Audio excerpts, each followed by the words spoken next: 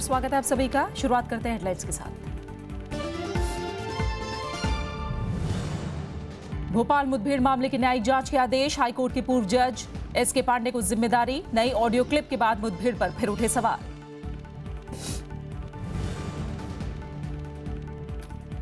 पूर्व सैनिकों की पेंशन पर सियासी बहस तेज, रक्षा मंत्री का 2 महीने में परेशानियों का हल करने का वादा। कांग्रेस का जंतर मंतर पर कैंडल मार्च।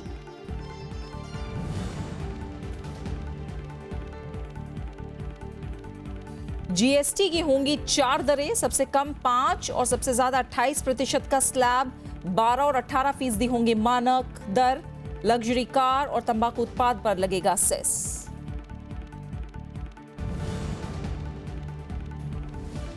राजधानी में बढ़ते प्रदूषण को लेकर एनजीटी सख्त, दिल्ली सरकार से मांगी रिपोर्ट। 5 राज्यों के साथ केंद्रीय पर्यावरण मंत्रालय की बैठक आज।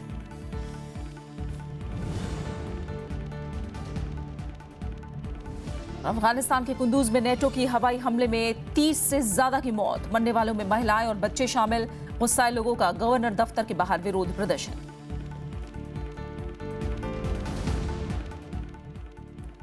भारत ने पाकिस्तान स्थित भारतीय उच्चायोग के 8 अधिकारियों पर लगाए गए आरोपों को गलत बताया है।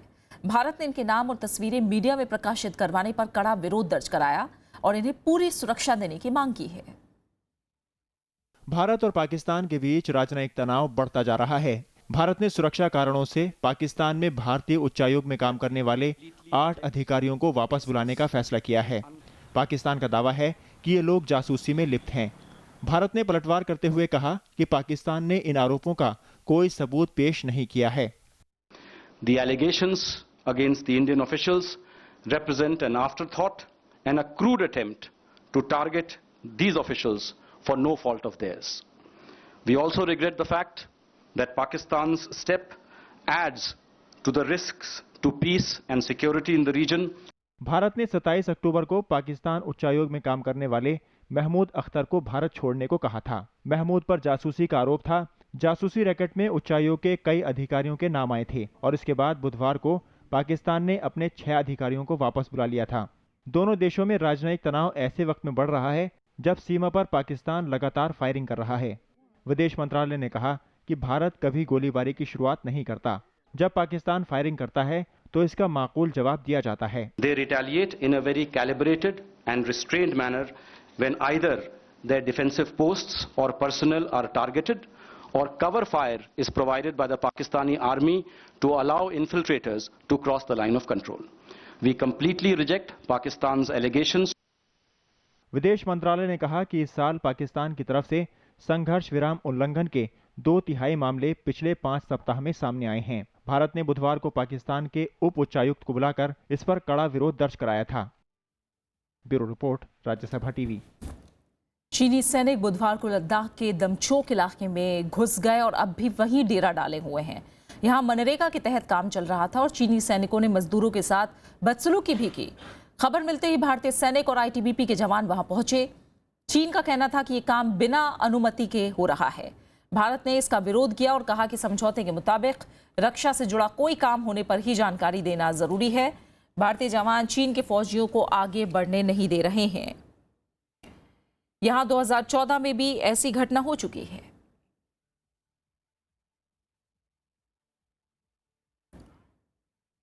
पठानकोट हमले के दौरान संवेदनशील जानकारी देने के आरोप में एनडीटीवी इंडिया का 9 नवंबर को प्रसारण नहीं होगा। पीटीआई के मुताबिक सूचना और प्रसारण मंत्रालय की अंतर मंत्रालयी समिति की सिफारिश पर यह कार्रवाई की गई है। समिति ने जांच में पाया कि चैनल ने रिपोर्टिंग के वक्त गोला बारूद, MiG युद्धक विमान, रॉकेट लॉन्चर, मोर्टार, हेलीकॉप्टर और ईंधन वाली जगहों की जानकारी दी। इस मामले में चैनल को नोटिस जारी किया गया था। चैनल ने जवाब में कहा था कि जो जानकारियां दिखाई गई हैं वो पहले से ही सार्वजनिक हैं। ये पहला मौका होगा जब आतंकी हमले की कवरेज के लिए किसी चैनल पर कार्रवाई की गई है। ओआरओपी मुद्दे पर पूर्व फौजी रामकिशन ग्रेवाल की खुदकुशी के बाद पूर्व सैनिकों की पेंशन पर सियासी बहस तेज हो गई है। कांग्रेस समेत विपक्षी दल 1 रैंक 1 पेंशन को सही तरीके से लागू करने की मांग कर रहे हैं। कांग्रेस का कहना है कि वो इस मुद्दे पर खामोश नहीं रह सकती, तो रक्षा मंत्री ने तकनीकी दिक्कतों को 2 महीने में ठीक करने का भरोसा दिया है। 1 रैंक 1 पेंशन मुद्दे पर खुदकुशी करने वाले पूर्व सैनिक रामकिशन ग्रेवाल को अंतिम विदाई देने लोगों की भारी भीड़ जुटी। भिवानी से 20 किलोमीटर दूर छोटे से गांव बामला में पूर्व सैनिक के अंतिम संस्कार में तमाम सियासी दलों के नेता पहुंचे। कांग्रेस उपाध्यक्ष राहुल गांधी पार्टी के वरिष्ठ नेताओं के साथ पूर्व सैनिक के परिजनों से मिले और अंतिम संस्कार में शामिल हुए। भिवानी पहुंचे दिल्ली के मुख्यमंत्री अरविंद केजरीवाल ने पीड़ित परिवार के लिए 1 करोड़ रुपए की मदद का ऐलान किया। चाहता हूं कि पूरा देश इस लड़ाई को आगे बढ़ाएगा। अंतिम सांस तक हम लोग और पूरा देश सैनिकों के लिए लड़ेगा। 1 रैंक 1 पेंशन सरकार से अब छीन के लेंगे सैनिकों के लिए सब लोग मिलकर। ऐसी दुख की घड़ी में हम इस परिवार के साथ हैं और हम सारे भूतपूर्व सैनिकों के साथ भी हैं जो अपनी OROP और 7th पे कमीशन अनॉमलीज की मांग को लेके। टीएमसी नेता डेरेक ओब्रायन ने भी बामला गांव पहुंचकर पीड़ित परिवार से मुलाकात की और OROP के मुद्दे पर सरकार की आलोचना की। Not only a minister but also a former chief of the staff. I don't have to comment on this. हमको कुछ comment देना नहीं है। बात सुना है मंत्री का and people will understand. This is a totally और एक सदस्य को सरकारी नौकरी देने का ऐलान किया। हालांकि मुख्यमंत्री मनोहर लाल खट्टर ने पूर्व फौजी रामकिशन की खुदकुशी के कारणों पर विचार करने की बात कही है। बहादुर जो वीर सैनिक होता है वो कभी आत्महत्या नहीं करता है। आत्महत्या की है तो इसके पीछे की भी कहीं ना कहीं कोई हो सकता है कोई ऐसी बात ध्यान में आए जिसके ऊपर हमको विचार करना होगा कि आखिर उन्होंने आत्महत्या क्यों की है। मुझे बताइए, सल्फास खाने के बाद आदमी इस तरीके से बात करेगा क्या? या उसका बेटा जिसको वो कह रहा है कि मैंने 3 गोली सल्फास की खा ली है, इतनी शांति के साथ बात सुनेगा? गौरतलब है कि रामकिशन ग्रेवाल ने अपने सुसाइड नोट में देश और साथी जवानों के लिए जान कुर्बान करने की बात कही है। उधर बडगाम में कार्यक्रम के दौरान रक्षा मंत्री मनोहर पर्रिकर ने कहा कि ज्यादातर पूर्व सैनिकों को 1 रैंक 1 पेंशन योजना का फायदा मिल रहा है। हालांकि उन्होंने माना कि तकनीकी दिक्कतों की वजह से 1 लाख पूर्व सैनिक फायदा नहीं ले पा रहे हैं और इसे जल्द सुलझा लिया जाएगा। अभी 1 लाख लोगों को इसका पूरा बेनिफिट मिलना बाकी है और उसमें थोड़ी टेक्निकल पेपर की डिफिकल्टी है। वो सब पूरी अगले 1-2 महीने में हम खत्म करेंगे। बामला गांव के सरपंच रह चुके पूर्व सैनिक रामकिशन ग्रेवाल ने मंगलवार को दिल्ली में OROP के मुद्दे पर खुदकुशी कर ली थी। विशाल दहिया, राज्यसभा टीवी। इस बीच कांग्रेस ने OROP के मुद्दे और पीड़ित परिवार के साथ पुलिस के रवैये के खिलाफ गुरुवार को जंतर मंतर से कैंडल मार्च निकाला। मार्च में हिस्सा लेने के लिए कांग्रेस उपाध्यक्ष राहुल गांधी समेत पार्टी के वरिष्ठ नेता पहुंचे, लेकिन पुलिस ने उन्हें आगे बढ़ने से रोक दिया। कांग्रेस उपाध्यक्ष राहुल गांधी ने कहा कि पीड़ित परिवार के साथ पुलिस का रवैया गलत था और इसके लिए सरकार को माफी मांगनी चाहिए। जो परिवार था उनके साथ जो कल पुलिस स्टेशन में मेरे सामने बर्ताव किया, उनको घसीट कर ड्रैग करके निकाला गया, उनको गाली दी गई उससे पहले, उसके वो बिल्कुल सही नहीं है। और जो हमारी सेना है बॉर्डर पे खड़ी है, उनको मोराल पे इसका असर पड़ता है।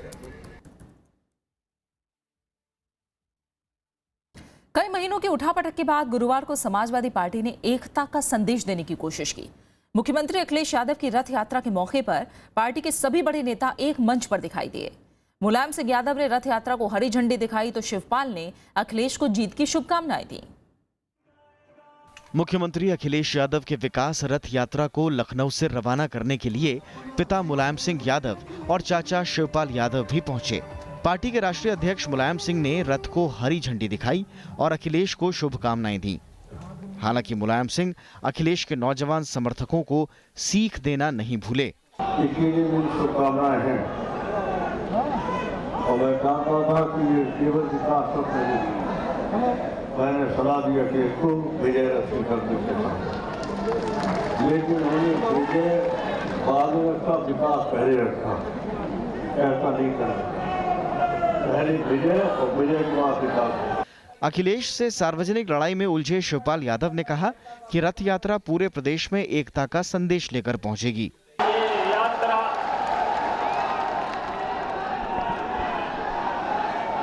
सफल हो और हमारा आगे का लक्ष्य है इस उत्तर प्रदेश में किसी भी कीमत पर भारतीय जनता पार्टी की सरकार न बनने पाए। समारोह की सफलता से अखिलेश भी गदगद दिखे, लेकिन वो ये कहना नहीं भूले कि कुछ लोगों की साजिश से बुरा वक्त भी आया।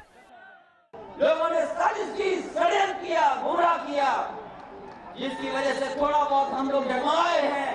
लेकिन मुझे खुशी है नौजवानों पर कि जिस तरीके से नौजवान और आने वाले समय में समाजवादी विचारधारा को आगे बढ़ाने वाले लोग आए हैं, आने वाले समय में समाजवादी सरकार होगी।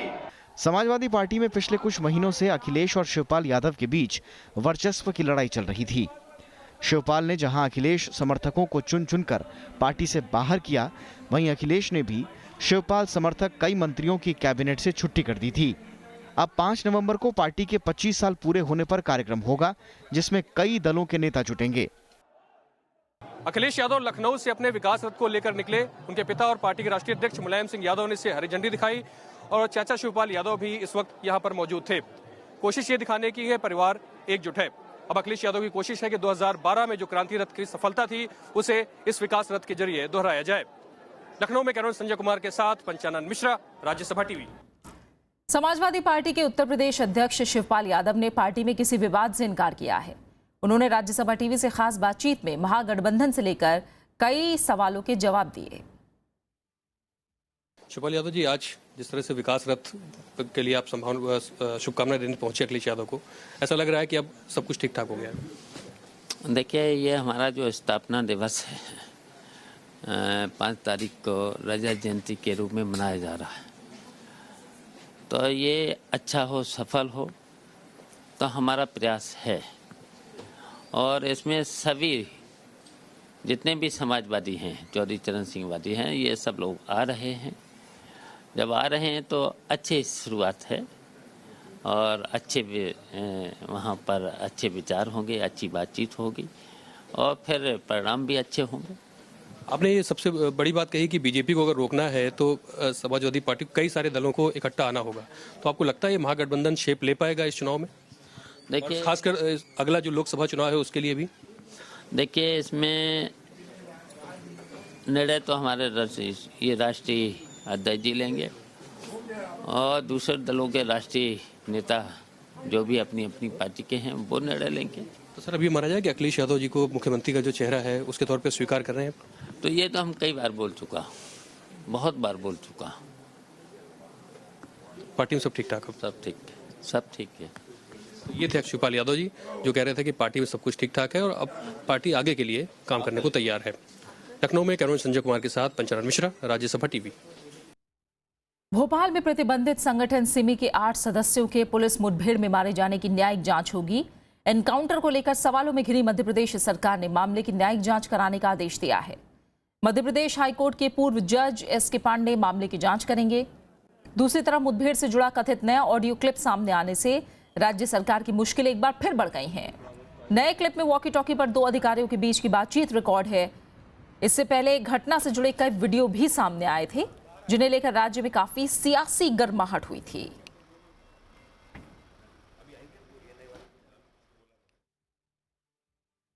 जीएसटी की 4 दरें होंगी। जीएसटी परिषद की बैठक में इस पर सहमति बनी। जीएसटी की न्यूनतम दर 5% जबकि अधिकतम दर 28% होगी। अगले साल से लागू होने जा रहे जीएसटी कानून के तहत 4 दरों पर रजामंदी बन गई है। जीएसटी परिषद ने जीएसटी के लिए 5%, 12%, 18% और 28% की दरें तय की हैं। परिषद की बैठक में तय किया गया कि अनाज जैसी आम आदमी की रोजाना जरूरत की चीजों पर कोई टैक्स नहीं लगेगा, जबकि ज्यादा खपत वाले उत्पाद पर 5% टैक्स लगेगा। वित्त मंत्री ने बताया कि जीएसटी दर पर सारे फैसले सर्वसम्मति से लिए गए। And it was decided that food grain used by common people would be in this category. So that would be 0 rated so that its impact in terms of inflationary pressure on common people is the least. वित्त मंत्री ने कहा कि 12% और 18% GST मानक दर होंगे। Luxury car और तंबाकू उत्पादों पर 28% की दर से जीएसटी लगेगा। इन पर टैक्स के साथ सेस भी लगेगा। डीमेरिट गुड्स या लग्जरी प्रोडक्ट्स पे लेवी कम हो वो नहीं होगा, जितना एग्जिस्टिंग अमाउंट है उतना होगा। वो एक्स्ट्रा जो देते हैं 28 से ऊपर वो सेस के रूप में देंगे, उसमें से कॉम्पेंसेशन फंड कर देंगे ताकि टैक्स पेयर के ऊपर कोई एडिशनल कॉम्पेंसेशन का बर्डन ना आए। लग्जरी सामान के सेस की समीक्षा हर साल होगी और सेस की रकम से राज्यों के नुकसान की भरपाई होगी। सोने पर टैक्स रेट का फैसला बाद में लिया जाएगा। कृति मिश्रा के साथ ब्यूरो रिपोर्ट, राज्यसभा टीवी। प्रधानमंत्री नरेंद्र मोदी ने विश्व समुदाय से आपदा का खतरा कम करने के लिए मिलकर काम करने की अपील की है। नई दिल्ली में आपदा जोखिम में कमी लाने पर एशियाई देशों के मंत्री स्तरीय सम्मेलन में उन्होंने ये बात कही। उन्होंने 10 सूत्रीय एजेंडा भी पेश किया। आपदा से निपटने के लिए गुरुवार को दिल्ली में एशियाई देशों का मंत्री स्तरीय सम्मेलन हुआ। सम्मेलन में प्रधानमंत्री नरेंद्र मोदी ने इससे निपटने के लिए 10 सूत्रीय एजेंडा रखा। उन्होंने विश्वविद्यालयों में आपदा प्रबंधन की पढ़ाई का सुझाव रखा। प्रधानमंत्री ने कहा कि भारत आपदाओं से निपटने के लिए अंतरिक्ष तकनीक और संसाधन साझा करने के लिए तैयार है। All development sector must imbibe the principles of disaster risk management. This will ensure that all development projects, airports, roads, canals, hospitals, bridges are built to appropriate standards and contribute to the resilience of communities they seek to serve. प्रधानमंत्री ने आपदा प्रबंधन में महिलाओं की भूमिका बढ़ाने पर जोर दिया। उन्होंने बड़ी तादाद में महिलाओं को प्रशिक्षित करने की बात कही। We need women engineers, masons, and building artisans supporting reconstruction, and women self-help groups assisting livelihood recovery. 3 दिन चलने वाले सम्मेलन में 61 देश हिस्सा ले रहे हैं। यहाँ सेंडाई फ्रेमवर्क को भी मंजूरी मिलेगी। 2015 में हुआ सेंडाई फ्रेमवर्क ऐसा पहला समझौता है जिसके जरिए आपदा वाले इलाकों की पहचान कर वहाँ प्राथमिकता के आधार पर काम होगा। कृति मिश्रा, राज्यसभा टीवी। केरल और तमिलनाडु में लागू होने के साथ ही राष्ट्रीय खाद्य सुरक्षा अधिनियम अब पूरे देश में लागू हो गया है। 80 करोड़ से ज्यादा लोगों को खाद्य सुरक्षा का कानूनी हक देने वाले इस अधिनियम का कार्यान्वयन 1 नवंबर से शुरू हो गया है। देश की करीब 3/4 आबादी को बेहद कम दरों पर अनाज मुहैया कराने वाला खाद्य सुरक्षा कानून अब देश भर में लागू हो गया है। इसके तहत फिलहाल 45 लाख टन से ज्यादा खाद्यान्न का मासिक आवंटन किया जा रहा है। खाद्य और उपभोक्ता मामलों के मंत्री रामविलास पासवान ने कहा कि इसके लिए हर साल करीब 1,40,700 करोड़ रुपए की सब्सिडी दी जाती है। जब हम लोग आए थे उस समय में केवल 11 राज्यों में था और आज हमें इस बात को बताते हुए खुशी हो रही है कि सभी 36 राज्यों में 1 नवंबर से फूड खाद्य सुरक्षा कानून जो है लागू कर दिया गया है। राष्ट्रीय खाद्य सुरक्षा कानून 2013 में गरीब लोगों को सस्ती दर पर अनाज मुहैया कराने के लिए बनाया गया था। इस कानून के तहत 1 से 3 रुपए प्रति किलो की दर से 5 किलो अनाज दिया जाता है। रामविलास पासवान ने ये भी कहा कि नया उपभोक्ता संरक्षण विधेयक भी सरकार इस बार संसद में पारित कराने की कोशिश करेगी। नव विक्रम सिंह, राज्यसभा टीवी। राजधानी दिल्ली में प्रदूषण के मामले पर दिल्ली सरकार से जवाब मांगा गया है। एनजीटी ने गुरुवार को डेंगू से जुड़ी एक याचिका पर सुनवाई के दौरान दिल्ली सरकार से सवाल किया कि प्रदूषण बढ़ने के बाद सरकार की तरफ से लोगों के लिए क्या कदम उठाए हैं। दूसरी तरफ केंद्रीय पर्यावरण मंत्रालय की प्रदूषण के मसले पर आज बैठक भी होनी है। दिल्ली में प्रदूषण के बढ़े हुए स्तर को लेकर नेशनल ग्रीन ट्रिब्यूनल ने दिल्ली सरकार से रिपोर्ट तलब की है। एनजीटी ने सख्त रवैया अख्तियार करते हुए मुख्य सचिव को निर्देश दिया कि वो तुरंत ही संबंधित पक्षों के साथ इस मसले पर बैठक करे।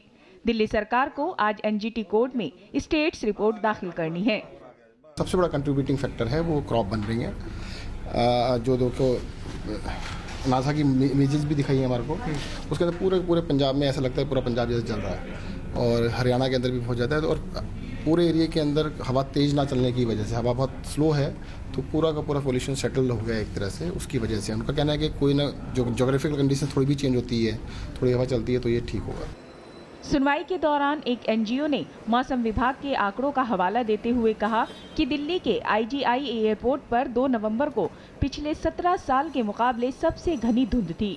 दिल्ली प्रदूषण नियंत्रण समिति के मुताबिक 2 नवंबर को हवा में प्रदूषक कण PM 2.5 का स्तर 548 mg प्रति घन मीटर दर्ज किया गया, जो मानक से 2 गुना ज्यादा था।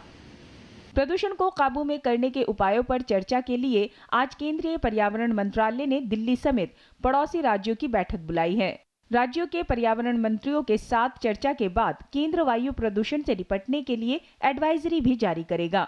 सारे स्टेट सेक्रेटरीज की बैठक करेंगे, आजू बाजू के राज्यों की। उसके बाद में मैं सारे मंत्रियों के साथ बैठ करके बात करूंगा और फिर हम एक सुझाव, एक एडवाइजरी, एक रोड मैप सबके सामने रखेंगे। दिल्ली और NCR में दीपावली के बाद धुंध की चादर बनी हुई है, जिसकी वजह से लोगों को काफी मुश्किलों का सामना करना पड़ रहा है।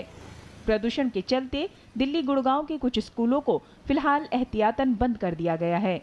Bureau report, Rajya Sabha TV. Nepal के 3 दिवसीय दौरे पर गए राष्ट्रपति प्रणब मुखर्जी आज भारत लौटेंगे। गुरुवार को उन्होंने अपनी यात्रा को तीर्थ यात्रा का दर्जा दिया। नेपाल के साथ द्विपक्षीय संबंधों पर प्रतिबद्धता जताते हुए उन्होंने कहा कि नए संविधान को लागू करने में सभी वर्गों के सभी पक्षों को एक समान अवसर मिलना चाहिए। राष्ट्रपति प्रणब मुखर्जी ने नेपाल के नए संविधान को लागू करने के लिए किए जा रहे प्रयासों का स्वागत किया है। इंडिया फाउंडेशन और नीति अनुसंधान प्रतिष्ठान की ओर से आयोजित एक कार्यक्रम में उन्होंने कहा कि इस प्रक्रिया में समाज के सभी वर्गों को बराबरी के स्तर पर शामिल किया जाना चाहिए। Every success in this important task of its constitution, taking on board all the sections of the society. Pranab Mukherjee ने घोषणा की कि अगले साल से IIT में प्रवेश के लिए काठमांडू में भी परीक्षा का आयोजन किया जाएगा। इससे नेपाली छात्रों को भारतीय प्रौद्योगिकी संस्थानों में दाखिले के लिए आसानी होगी। गुरुवार को नेपाल के प्रधानमंत्री पुष्पकमल दहल प्रचंड से मुलाकात के दौरान राष्ट्रपति ने दोनों देशों के बीच द्विपक्षीय संबंधों को मजबूत करने को लेकर प्रतिबद्धता भी जताई। Thousands of our citizens visit Nepal in search of spiritual solace at the holy temple of Pashupatinath and Muktinath. Similarly, people from Nepal visit Varanasi in the north and Rameshwaram in the south in search of spiritual aspirations. आतंकवाद के मसले पर बात करते हुए राष्ट्रपति प्रणब मुखर्जी ने एक बार फिर कहा कि दहशतगर्दों को बढ़ावा देने वाले मुल्कों को वैश्विक मंच पर अलग किया जाना जरूरी है। 3 दिन की अपनी यात्रा के दौरान प्रणब मुखर्जी ने सांसदों के प्रतिनिधिमंडल से मुलाकात की। उन्होंने पशुपतिनाथ मंदिर में विशेष पूजा अर्चना भी की। प्रणब मुखर्जी पिछले 18 सालों में नेपाल की यात्रा करने वाले भारत के पहले राष्ट्रपति हैं। Bureau report, Rajya Sabha TV. Afghanistan स्थित कुंदूज में नाटो के हवाई हमले में कम से कम 30 अफगान नागरिकों के मारे जाने की खबर है और कई लोग घायल हुए हैं। मरने वालों में ज्यादातर महिलाएं और बच्चे शामिल हैं। अफगानिस्तान के उत्तरी प्रांत कुंदूज में तालिबानी आतंकवादियों के खिलाफ कार्रवाई के दौरान ये हमले हुए। इस कार्रवाई को अफगान सेना और गठबंधन सेना ने तालिबान लड़ाकों के खिलाफ संयुक्त अभियान में अंजाम दिया। हमले के बाद गुस्साए लोगों ने विरोध प्रदर्शन किया।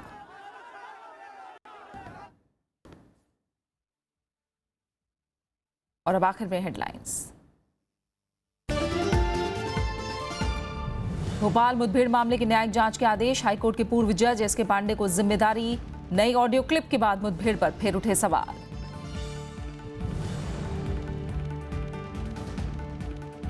पूर्व सैनिकों की पेंशन पर सियासी बहस तेज। रक्षा मंत्री का 2 महीने में परेशानियों को हल करने का वादा। कांग्रेस का जंतर मंतर पर कैंडल मार्च। जीएसटी की होंगी 4 दरें, सबसे कम 5 और सबसे ज्यादा 28% का स्लैब। 12 और 18% होंगे मानक दर। लग्जरी कार और तंबाकू उत्पाद पर लगेगा सेस।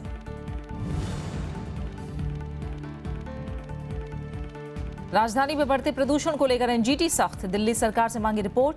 5 राज्यों के साथ केंद्रीय पर्यावरण मंत्रालय की बैठक आज।